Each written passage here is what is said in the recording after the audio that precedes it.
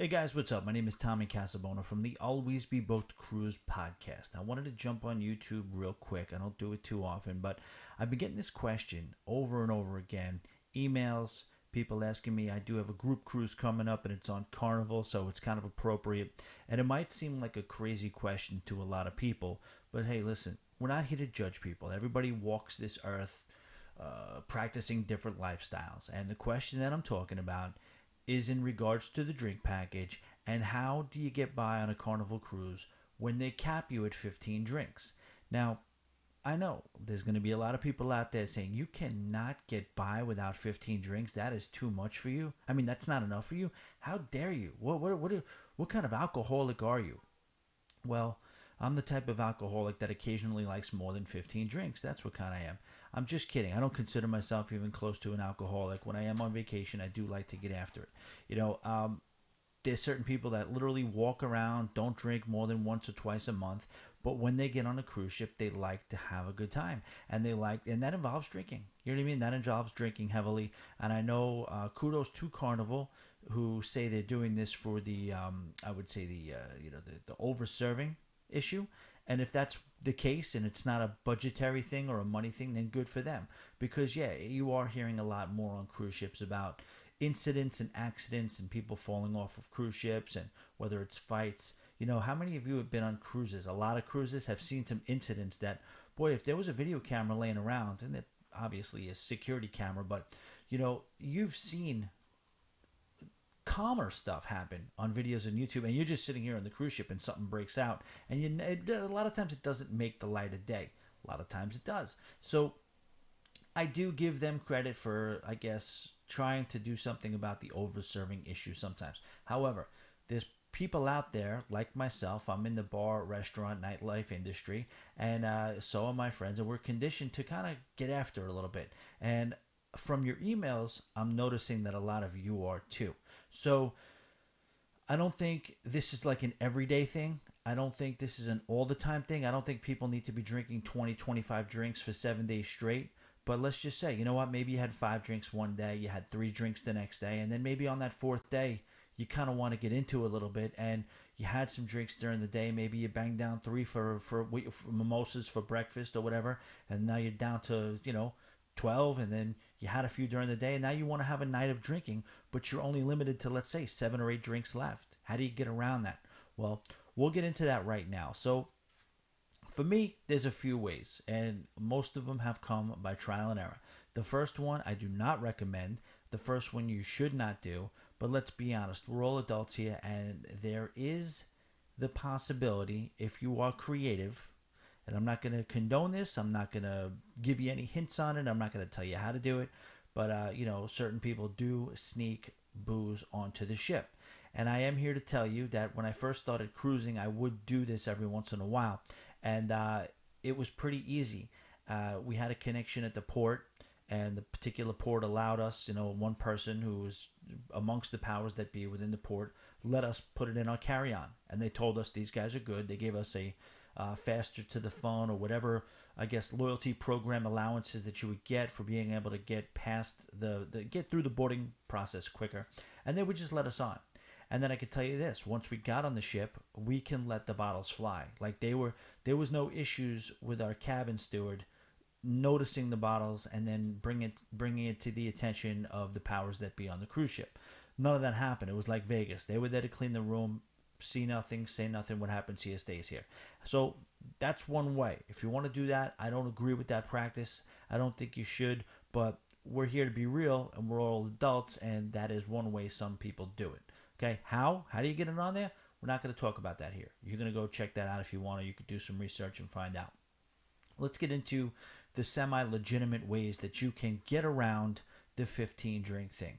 Now, again, you can question the morality of this as well, but I'm here to tell you that on any cruise ship, you will be able to identify certain bartenders.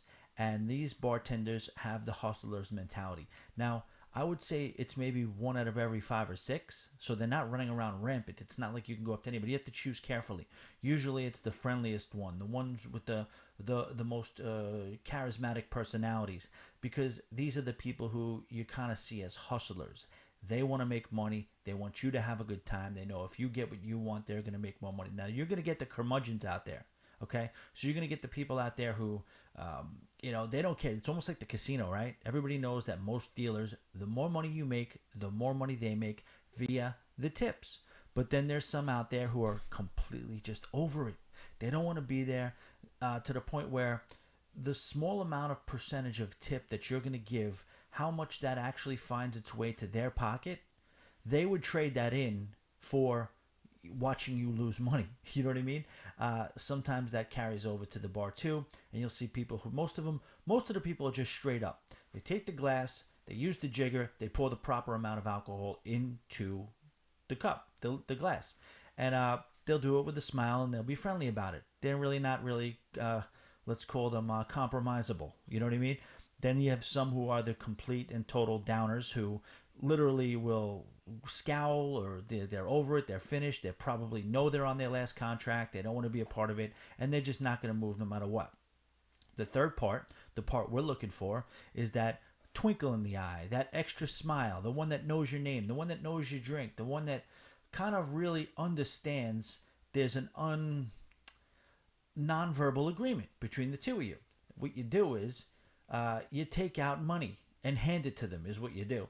Basically, now it could be any way you want to do it. If they see that you gave a 10 and then within another couple of drinks you give another 10, that's a route. If you're doing a strict 20 every day, that's another route. Or, you know what? Drop the big 50 on them. They'll probably be good for a few days. And then maybe a few days later, you drop another 50. It depends. It depends on what you want. If you're going to kind of... If they know that there's a good amount of money coming, this particular type of bartender, and we look for them, you know what I mean? When we cruise, we say, hey, that's our guy. Now, we've been doing a lot of Norwegian and a lot of Royal Caribbeans lately, so it hasn't really mattered. On Carnival, it matters. If you want to get to where you want to go from an inebriation or responsible inebriation standpoint, because we do preach that here, you want to make sure that that guy's happy. And what will happen is they'll use the jigger, they'll use the liquor, they'll pour the liquor into the jigger, and then when they dump the jigger into the drink, oops, that bottle's going to continue to flow, and then you're going to see the less and less amount of mixer you're going to get in that drink. So taking care of your bartenders is the first way to make that happen. The second way to make that happen is that Carnival has a thing called the Bon Voyage Package. Okay, it's cost you money, but it is a way to make it happen. So, you can basically, in theory, Carnival has a program where it's designed for people who want to give gifts to travelers. So if my aunt is going on a cruise and I know she likes wine or vodka, whatever it is, I can go online and through the fun shops, I could send her a bottle in her room. So a bottle is good. A bottle per person is very good, especially when you talk about the fact that you have 15 drinks coming to you complimentary via the drink package. The bottle is just there to finish you off. You know what I mean? If you should be getting close. If you're not close by 15, yeah, there might be a problem there. But if you're like 13, 14 drinks in, you're feeling good, or you hit your 15th, you know what? I'm not done yet. I'd like one or two more, maybe even three. You know what I mean? That's why you got that bottle in there. You get the bottle, you go to the room, however you want to do it. You want to bring a cup from the casino, use a glass that you had, go to the room, fill it with ice, put the drink in, and go and find a station where you can fill it with a mixer. Or a bar. Bar will give you, hey, can I get a half a glass of club soda or whatever it is, cranberry juice. It's not alcohol, so they'll gladly give it to you. Sometimes they'll charge you, sometimes they won't. But having that, it's called the Bon Voyage Package, and you can get anything. Now, it's $85 for a bottle of Tito's right now. So that's a lot of money. I understand that. But it's $85. And, well, let's say this too. Carnival prices their drink package less than Royal Caribbean and Norwegian. Significantly less, because they know you're not, you can't just buy 40 drinks. You can't get 30 drinks and that's it. So they know they're only allowing you to have 15. So there is a slight discount when you're paying for a Carnival drink package. So that's why, you know what, you just factor that $85 bottle of Tito's into that budget and you're pretty much even. So that's another way. I mean, even as far as comparison to Royal Caribbean and Norwegian. The other way to do it is you gotta be a little cerebral about your drinking. You gotta know when you're drinking. Know that. You know what I mean? What is 2 or 3 mimosas gonna do for you in the morning with your breakfast? You know what I'm saying? yes, it's nice that on Royal Caribbean and Norwegian you don't have to think about it. But if you know, and a lot of times you know, your intention is to get a little banged up on that particular night, you're going to consolidate. You know what I mean? Maybe you don't have that pre-dinner drink. Maybe you don't have that mimosa drink early with breakfast. And maybe you know that you want to have a good night, so that you have your maybe a glass of wine, which you can bring on board. No questions asked, no problem. You can bring 2 bottles of wine on board. You have your bottle of wine, your glass of wine from your bottle with dinner. And then after dinner, you're looking at a fresh 15. You got a fresh 15 right after dinner. So that's a good way to do it. Know your window and consolidate within your window. Another way to do it is you are allowed to purchase. Now, shots are not included with the drink package. If you want to buy shots in the nightclub or at certain bars, you are allowed to purchase those shots, and they do not count towards your drink package. What you can do is, and again, this is case by case from a bartender standpoint. This will not work if you're on your 15th drink, or if you've had your 15th drink. It will not work because the bartender will know exactly what you're trying to do. But if you also predetermine that you're going to try to get to a certain level and you're only on your 4th or 5th drink, you can purchase a couple of shots for your friends. You know what I mean? Oh, these are my friends. I'm entertaining them. I want to buy them a round of shots. These are, you throw your card down and they will charge you. Okay? You can do 1, 2, 3. How many of those shots? You can do those shots, get you where you want to go. Understand you have to pay for them, but they don't go towards your 15.